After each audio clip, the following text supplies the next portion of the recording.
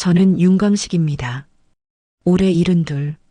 40년 동안 조경과 성물 일을 해온 장인이죠. 아버지 일주기 성묘를 가던 그 아침, 제 인생에서 가장 이상한 일이 일어났습니다. 전날 밤 비가 억수같이 내렸어요. 아침에 산에 올라가니 여기저기 흙이 쓸려 내려간 흔적이 보이더군요. 그런데 아버지 봉분 앞에 서는 순간 뭔가 이상했습니다. 오른쪽 사면만 푹 꺼져 있는 거예요. 이상하네. 저는 무릎을 꿇고 자세히 살펴봤습니다. 이건 그냥 빗물에 쓸려 내려간 게 아니다. 너무 깔끔하게 한쪽만 무너졌어요. 게다가 사각하는 소리까지 났으니까요. 발로 살짝 밟아보니 속이 비어있는 느낌이었습니다. 흙을 조금 걷어내자 하얀 독이 조각이 나왔어요. 엄지손가락 크기만한 파편이었죠. 뭔지 모르지만 일단 주머니에 넣었습니다. 뭘 그렇게 들여다보고 있냐? 동생 경수가 다가왔어요. 경수는 저보다 4살 어린데 평생 체면을 중요하게 여기는 성격입니다. 공무원으로 일하다 퇴직했거든요. 오른쪽이 이상해. 빗물로는 이렇게 안 무너져. 그냥 비 때문이겠지. 괜히 이상한 소리 하지 마라. 집에 돌아와서도 그 하얀 파편이 계속 생각났어요. 도대체 뭘까? 왜 오른쪽에서만 나왔을까? 그리고 왜 그런 소리가 났을까?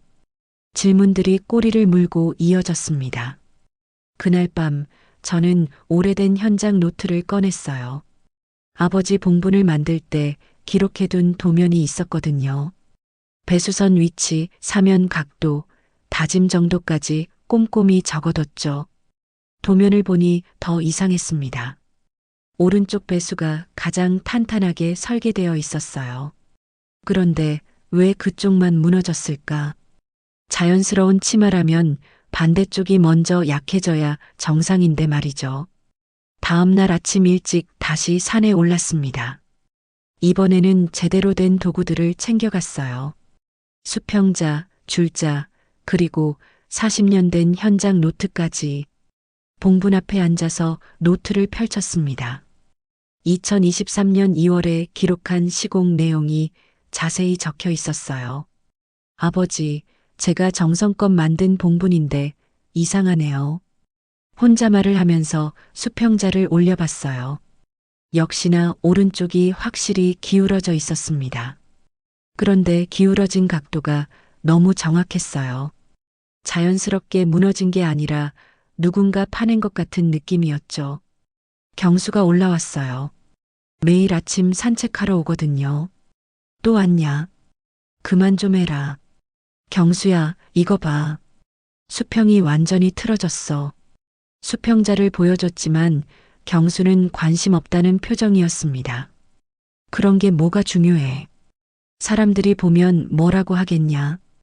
아버지 돌아가신 지 1년밖에 안 됐는데 벌써 무덤 파헤치고 있다고 할 거 아냐.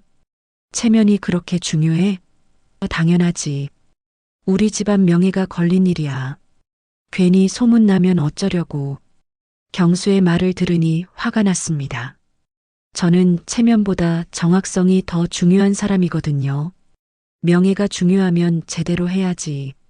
이런 상태로 놔두는 게 더 부끄러운 일 아닌가. 그냥 흙 좀 덮어주면 되는 거 아니야? 그렇게 대충 하는 게 아니야. 원인을 알아야 근본적으로 해결하지. 경수와 언성이 높아졌어요. 그때 이봉만 이장이 올라왔습니다. 뭘 그렇게 싸우고 있노? 아침부터 시끄럽네. 이장님, 이 봉분 좀 보세요. 이상하지 않습니까?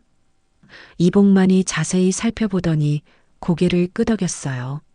확실히 이상하네. 내가 봐도 자연스럽게 무너진 게 아니야. 그러게요. 그런데 경수는 그냥 덮어버리자고 해요. 에이, 경수야. 내 형이 40년 이 일한 사람인데 말귀를 못 알아듣노. 이봉만의 한마디에 경수 얼굴이 빨개졌어요. 괜히 큰일 만들 필요 없잖아요. 큰일은 무슨. 정확하게 확인하고 제대로 고치는 게 당연한 순서지. 저는 현장 노트를 다시 펼쳤습니다. 배수 설계도, 다짐정도, 사면 각도까지 모든 게 기록되어 있었어요. 이장님, 관리사무소에 연락해서 정식으로 점검 신청하면 안 될까요? 그럴 수 있지. 시공 자료도 있고 명백한 이상 징후도 있으니까. 경수가 펄쩍 뛰었어요. 안 돼요. 절대 안 돼. 그런 일이 알려지면 우리 가족이 어떻게 살아요. 경수야, 내가 체면만 중시하니까 근본 해결이 안 되는 거야. 저는 마음을 굳혔어요. 체면보다 진실이 중요하다. 아버지도 그렇게 가르치셨으니까. 집에 돌아와서 저는 체계적으로 정리하기 시작했어요. 이상한 점들을 하나씩 적어봤습니다. 현장 노트 세 페이지를 펼치고 만년필을 들었어요. 첫째, 자연 하강이라면 전체적으로 가라앉아야 하는데 오른쪽만 푹 꺼졌다. 둘째, 토립자 크기가 일정하지 않다. 자연 침식이면 고운 흙부터 쓸려가는데 굵은 자갈이 더 많이 흘러내렸다. 셋째, 주변에 발자국이나 다른 흔적이 없다. 넷째, 그 사각 소리.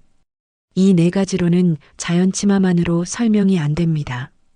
혼자 중얼거리면서 결론을 적었어요. 인위적인 작업이 있었다. 누군가 파헤쳤다가 다시 덮었다. 그런데 누가 왜? 저녁에 경수를 불렀습니다. 가족회의를 하자고 했어요. 경수는 처음에 거부했지만 제가 워낙 고집스럽게 나오니까 어쩔 수 없이 왔죠. 뭘 그렇게 복잡하게 생각해. 그냥 비 때문이라고 하면 되잖아. 경수야, 이것 좀 봐. 현장 노트를 보여줬어요. 꼼꼼히 정리된 의심 목록을 가리키면서 하나씩 설명했습니다. 자연침하면 이런 패턴이 안 나와. 명백히 누군가 건드린 흔적이야. 설사 그렇다고 해도 우리가 어떻게 해? 경찰에 신고라도 하자는 거야? 그 전에 관리사무소 통해서 정식 점검부터 받아보자. 미쳤나? 그런 일이 소문나면 동네에서 어떻게 살아? 경수는 끝까지 반대했어요. 하지만 저는 이미 마음을 정했습니다. 그때 이복만이 들어왔어요. 저희 이야기를 듣고 온 모양이더군요. 뭔 소리가 그렇게 크노? 이장님, 경수가 점검 받는 걸 반대해요. 왜 반대해? 의심스러우면 확인해 보는 게 당연하지. 이복만이 경수를 설득해 봤지만 소용없었어요. 오히려 더 완강하게 나왔습니다. 체면이 바닥나도 상관없다는 거예요? 체면은 무슨, 진실이 더 중요하지. 요새 밤마다 산에 사람 든다더만. 이복만의 한마디에 저는 화들짝 놀랐어요. 네, 무슨 말씀이세요? 아, 그냥 하는 소리야. 요즘 도시에서 온 젊은 것들이 밤에 등산하러 다니더라고. 밤마다 사람이 든다. 혹시 그 사람들과 관련이 있는 건 아닐까? 아니면 다른 이유로 누군가 밤에 와서 뭔가 했던 건 아닐까? 이장님, 혹시 언제부터 그런 사람들이 다녔어요?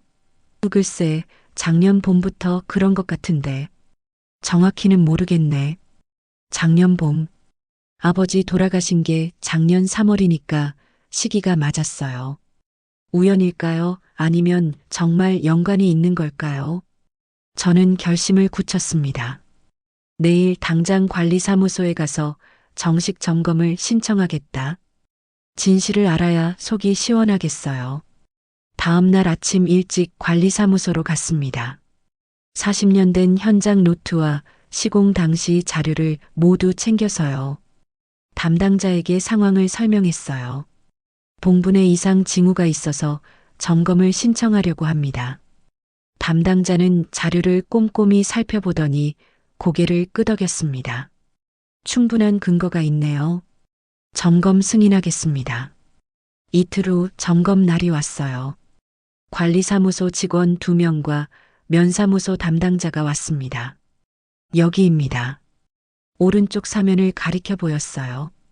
직원들이 삽을 들고 조심스럽게 파내기 시작했습니다. 30cm쯤 파니까 뭔가 딱딱한 게 나왔어요. 흙을 털어내자 작은 유골함이 모습을 드러냈습니다. 하얀 도자기로 만든 사각형 상자였어요. 이게 뭡니까? 관리사무소 직원이 놀라서 물었습니다. 저도 깜짝 놀랐어요. 유골함이 나올 줄은 생각도 못했거든요. 잠깐만요. 제가 주머니에서 그날 주워둔 하얀 파편을 꺼냈어요. 유골함 옆면의 대본이 딱 맞아떨어졌습니다. 외벽이 일부 파손되어서 떨어진 조각이었던 거예요. 유골함 윗면에 명패가 붙어 있었어요. 길소희 1999년 7월 15일생 2023년 4월 3일 별세라고 적혀 있더군요. 24세 어린 나이였습니다. 길소희요? 이 동네에 그런 이름 가진 사람 있나요? 면사무소 담당자가 물어봤지만 아무도 모른다고 했어요. 저도 들어본 적이 없는 이름이었거든요. 일단 경찰에 신고해야겠네요. 불법 매장일 가능성이 있습니다. 네, 그렇게 하세요. 2시간 후 경찰이 왔어요. 현장을 보고 유골함을 임시로 보관해 갔습니다. 신원 확인이 될 때까지 수사를 진행하겠다고 하더군요. 경수는 완전히 화가 났어요. 이제 됐냐? 경찰까지 와서 우리 집안이 무슨 범죄자 집안 된 것 같잖아. 범죄자는 우리가 아니잖아. 누군가 불법으로 묻어둔 거지. 결과는 마찬가지야. 동네 사람들이 뭐라고 하겠어. 하지만 저는 후회하지 않았어요. 진실이 밝혀진 거니까요. 아버지 봉분 오른쪽에 누군가 몰래 다른 사람을 매장했던 겁니다. 사각 소리도 이제 이해가 됐습니다. 유골함 외벽이 부러지면서 난 소리였던 거죠. 집에 돌아와서 만년필로 기록을 정리했어요. 그런데 한 가지 의문이 남았어요. 길소희는 도대체 누구일까? 왜 우리 아버지 봉분에 묻혔을까? 경찰 수사가 시작된 지 일주일이 지났지만 별다른 진전이 없었어요. 길소희라는 이름으로는 신원 확인이 안 된다고 했습니다. 주민등록에도 없고 사망신고도 접수된 게 없다더군요. 이상하네요. 명패에 분명히 적혀 있었는데. 경찰서에 갔다가 돌아오는 길에 계속 생각했어요. 1999년생이면 24인데 그런 젊은 사람이 주민등록도 없을 리가 없잖아요. 경수는 더욱 날카로워졌어요. 동네 사람들 시선이 신경 쓰인다고 했죠. 이제 사람들이 우리 집 지나갈 때마다 수근수근거려. 이게 다 누구 때문인지 알아? 진실을 밝힌 게 잘못이야? 진실은 무슨 괜한 일에 말려들어서 가족 체면만 구겼어. 저는 경수 말이 이해가 안 됐어요. 누군가 우리 아버지 봉분을 이용해서 불법 매장을 했는데 그걸 그냥 넘어가라는 건가요? 체면이 그렇게 중요하면 처음부터 제대로 하면 되잖아. 우리가 잘못한 게 뭐가 있어. 잘못은 없지만 결과적으로 우리만 손해보는 거 아니야? 그날 밤 잠이 안 왔어요. 길소희가 누구인지, 왜 하필 우리 아버지 곁에 묻혔는지 계속 궁금했거든요. 아버지 유품을 정리하다가 낡은 메모 한 장을 발견했어요. 가족은 피만이 아니라 마음을 지키는 의뢰라고 적혀 있더군요. 그 순간 뭔가 가슴 깊은 곳이 울렸어요. 아버지가 생전에 자주 하시던 말씀이었거든요. 혈연보다 마음이 중요하다. 진심으로 대하면 남도 가족이 될 수 있다고 하셨죠. 며칠 더 지나서 경찰에서 연락이 왔어요. 추가 수사를 위해 유골함을 정밀 분석하겠다고 했습니다. DNA 검사도 해보고 다른 단서도 찾아보겠다고 하더군요. 그때까지는 기다릴 수밖에 없었어요. 하지만 저는 확신했습니다. 분명 이유가 있을 것이다. 아무런 연관 없는 사람이 우리 아버지 곁을 택할 리가 없다. 곧 진실이 밝혀질 거라고 믿었어요. 경찰 수사가 한 달째 계속되고 있을 때였어요. 어느 날 오후 낯선 여자분이 저희 집을 찾아왔습니다. 59 정도 되어 보이는데 얼굴에 고생한 흔적이 역력했어요. 윤광식 씨 댁이 맞나요? 네, 그런데 누구세요? 저는 기령자라고 합니다. 길소희의 엄마예요. 순간 머리가 하얘졌어요. 길소희의 어머니라니. 한 달 동안 찾던 답이 직접 찾아온 거였습니다. 어서 들어오세요. 경수야, 어서 와봐. 영자 씨를 거실로 모시고 차를 대접했어요. 손이 덜덜 떨리는 게 보였습니다. 죄송합니다. 정말 죄송해요. 영자 씨가 갑자기 눈물을 흘리면서 고개를 숙였어요. 괜찮습니다. 일단 말씀해 보세요. 무슨 일이 있었던 건지. 소희가, 제 딸 소희가 작년에 죽었어요. 백혈병이었는데 치료비가 너무 많이 들어서 영자 씨의 고백이 시작됐어요. 고액의 수술비와 치료비가 필요했는데 가정 형편이 어려워서 감당할 수 없었다고 하더군요. 병원비가 얼마나 들었는데요? 2천만 원 넘게 들었어요. 집도 팔고 빚도 내고 그래도 모자라서 마지막엔 대출까지 받았죠. 결국 딸은 치료를 받았지만 회복하지 못하고 세상을 떠났다고 했어요. 그런데 문제는 그 다음이었습니다. 장례 비용도 없었어요. 봉안당 비용도 감당할 수 없고 어디다 모셔야 할지 막막했죠. 영자 씨 목소리가 점점 작아졌어요. 그때 아버지 생각이 났다고 하더군요. 윤태복 어르신. 제가 몇 년 동안 간병을 도와드렸거든요. 네, 아버지를요? 돌아가시기 전까지 2년 동안 간병인으로 일했어요. 어르신이 저한테 그러셨어요. 넌 남이 아니다라고. 그제야 기억이 났어요. 아버지 마지막 2년 동안 도와주신 간병인 분이 있었는데 성함을 제대로 몰랐거든요. 그분이 기령자 씨였던 거예요. 소희 엄마였구나. 그때 딸 이야기 하시던 게 기억나네요. 네, 소희가 아플 때 어르신이 많이 걱정해 주셨어요. 치료비 걱정까지 해주시고 영자 씨가 계속 말했어요. 딸이 세상을 떠나고 나서 갈 곳이 없었다고 했습니다. 공동묘지 비용도 없고 봉안당도 마찬가지였죠. 그래서 새벽에 몰래. 새벽에 뭘 하셨는데요? 어르신 봉분 옆에 잠깐만 모셔뒀어요. 묻은 게 아니라 그냥 임시로. 영자 씨의 고백에 경수가 펄쩍 뛰었어요. 잠깐만요. 그럼 불법 매장을 하신 거예요? 언제 하신 건가요? 작년 4월 초였어요. 소희가 죽고 며칠 후에. 시기가 딱 맞았어요. 아버지 돌아가신 게 3월이고 길소희가 4월에 별세했으니까요. 그리고 이복만이 말한 밤마다 사람 든다는 것도 이해가 됐습니다. 새벽에 혼자 오셨어요? 네, 새벽 4시쯤. 아무도 없을 때 조용히. 영자 씨 목소리가 떨렸어요. 얼마나 절망적이었을지 상상이 됐습니다. 딸을 잃고 갈 곳도 없어서 남의 봉분에 몰래 묻어야 했던 그 심정 말이에요. 어르신이 생전에 그러셨거든요. 언젠가 내가 힘들 때가 오면 내가 도와주겠다고. 그 말씀이 계속 생각났어요. 그 순간 가슴이 뭉클했어요. 아버지의 가족은 피가 아니라 마음이라는 말씀이 떠올랐거든요. 영자 씨에게는 정말 아버지가 마지막 의지처였던 거겠죠.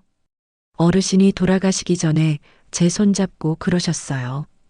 영자야, 너도 내 가족이다라고. 영자 씨가 울면서 말했어요. 그때 아버지 메모가 생각났습니다. 가족은 피만이 아니라 마음을 지키는 의뢰라는 그 말씀 말이에요. 경수는 여전히 화가 난 표정이었지만 저는 조금 달랐어요. 물론 법적으로는 잘못된 일이지만 인간적으로는 이해가 됐거든요. 그동안 얼마나 힘드셨을까. 매일 밤 잠을 못 잤어요. 소희한테 미안하고 어르신한테도 죄송하고 영자 씨의 고백을 들으니 이 사건이 단순한 불법 매장이 아니라는 걸 알 수 있었어요. 절박한 모정과 마지막 의지처에 대한 간절함이 만든 일이었던 거죠. 영자 씨의 고백을 듣고 나니 마음이 복잡했어요. 영자 씨, 이제라도 제대로 해야죠. 소희를 정식으로 모셔야 해요. 돈이 없어요. 여전히 빚만 잔뜩 있고, 그건 걱정 마세요. 방법이 있을 거예요. 일단 경찰서부터 가야겠어요. 사정을 설명하고 합의점을 찾아봅시다. 경수는 여전히 반대했어요. 왜 우리가 남의 일까지 신경 써야 해? 그냥 치워버리면 되는 거 아니야? 경수야, 아버지가 뭐라고 하셨는지 기억 안 나? 무슨 소리야? 그 가족은 피만이 아니라 마음이라고 하셨잖아. 영자 씨는 아버지가 인정하신 가족이야.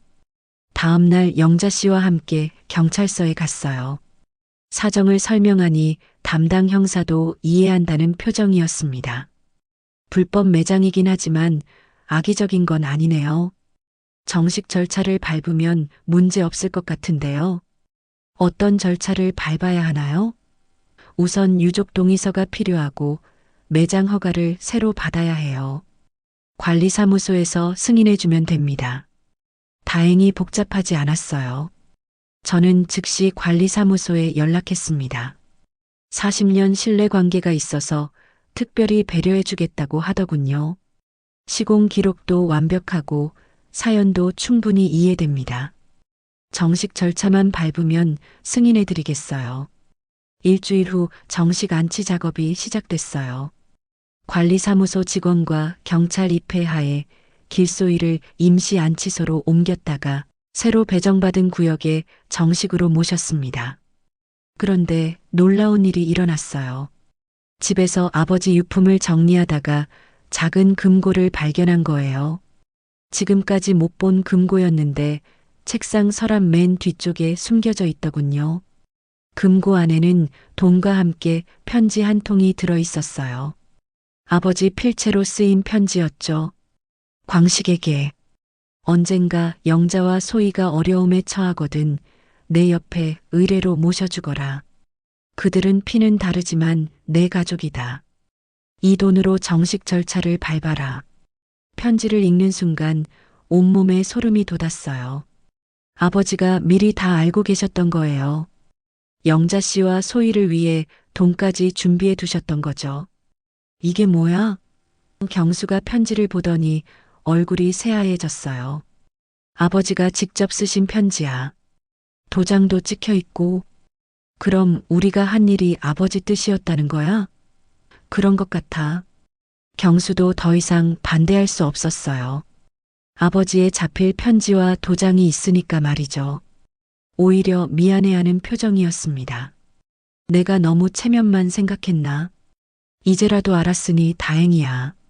그 돈으로 길소희를 위한 작은 묘를 마련할 수 있었어요. 아버지 봉분에서 멀지 않은 곳, 잘 보이는 자리였죠. 영자 씨가 언제든 찾아올 수 있도록 접근성도 좋았고요. 소희야, 이제 제대로 된 집을 마련해줬구나. 영자 씨가 눈물을 흘리며 말했어요. 2025년 3월 아버지 이주기가 되었어요. 작년 이맘때 일어났던 그 소동이 벌써 1년 전 일이 되었습니다. 참 많은 일이 있었죠. 새벽에 산에 올라갔어요. 아버지 봉분과 길소희 묘를 둘 다 돌아보려고요. 작년에 보강 공사를 했던 사면이 어떻게 되었나 확인하고 싶었거든요. 아버지 봉분에 도착하니 깜짝 놀랐어요. 오른쪽 사면에 들꽃이 가득 피어 있는 거예요. 작년 가을에 영자 씨가 뿌린 씨앗들이 올봄에 꽃을 피운 거였습니다. 아버지, 예쁘죠? 무릎을 꿇고 수평자를 올려봤어요. 완벽하게 수평이었습니다. 배수선도 제대로 작동하고 있었고 사면 보강도 견고했어요. 이제 다시는 무너질 걱정이 없겠더군요. 길소희 묘로 갔어요. 아버지 봉분에서 50m 정도 떨어진 곳이었는데 아버지 봉분이 잘 보이는 위치였죠. 여기도 들꽃이 예쁘게 피어 있었어요. 소희야, 잘 지내고 있구나. 영자 씨가 매주 와서 돌보고 있다고 했어요. 묘 주변이 말끔히 정리되어 있는 걸 보니 정말 정성껏 관리하고 있는 게 보였습니다. 돌아오는 길에 이복만을 만났어요. 광씨가 벌써 이주기구나. 작년 이맘때가 생각나네. 그러게요. 그때는 정말 복잡했죠. 지금 보니 잘한 것 같아. 진실이 밝혀져서 다행이었지. 이복만의 말에 동감했어요. 만약 그때 경수 말대로 그냥 덮어버렸다면 영자 씨는 평생 죄책감에 시달렸을 거고 길소이는 제대로 된 안식처도 못 찾았겠죠. 체면보다 중요한 게 있더라고요. 그래, 사람 마음이 제일 중요하지. 집에 돌아와서 현장 노트 마지막 페이지에 기록을 남겼어요. 만년필로 정성껏 썼습니다. 2025년 3월 15일. 아버지 이주기. 봉분 상태 양호. 완전 수평 확인. 들꽃 만개. 길소이 묘도 안정적으로 안착. 가족의 의미를 다시 한번 깨달음. 혈연보다 마음이 중요하다는 아버지 가르침을 실천함. 경수가 차를 가져왔어요. 고생했어. 작년에 너무 반대해서 미안했어. 괜찮아. 너도 가족 걱정해서 그런 거 알고 있어. 이제 보니까 형 판단이 맞았던 것 같아. 아버지 뜻도 그런 거였고, 경수도 많이 변했어요. 체면보다 진심이 중요하다는 걸 깨달은 것 같더군요. 영자 씨에게서 연락이 왔어요. 감사 인사를 전하고 싶다고 했습니다. 광식 씨 덕분에 소희가 제대로 된 집을 얻었어요. 정말 감사해요. 아버지 뜻이었어요. 저는 그냥 도구 역할을 한 거죠. 어르신이 좋은 아들을 두셨네요. 전화를 끊고 나서 뿌듯했어요. 단순히 기술만 좋은 게 아니라 사람의 마음을 헤아리는 일을 한 거니까요. 저녁 무렵 산 정상에서 내려다봤어요. 아버지 봉분과 길소이 묘에서 들꽃이 바람에 흔들리고 있었습니다. 마치 서로 인사하는 것 같았어요. 아버지, 이제 진짜 수평이에요. 수평자를 하늘에 들어보이며 웃었습니다. 기울어진 것들이 모두 제자리를 찾았으니까요. 사람과 사람 사이의 관계도 의례와 마음의 균형도 모든 게 수평이 된 것 같았어요. 이제 매년 봄이면 그 들꽃들이 피어날 거예요. 아버지와 길소이가 함께 지키고 있는 그 언덕에서 말이에요. 그리고 저는 계속 그 수평을 지켜갈 겁니다. 장인의 자존심으로 말이에요.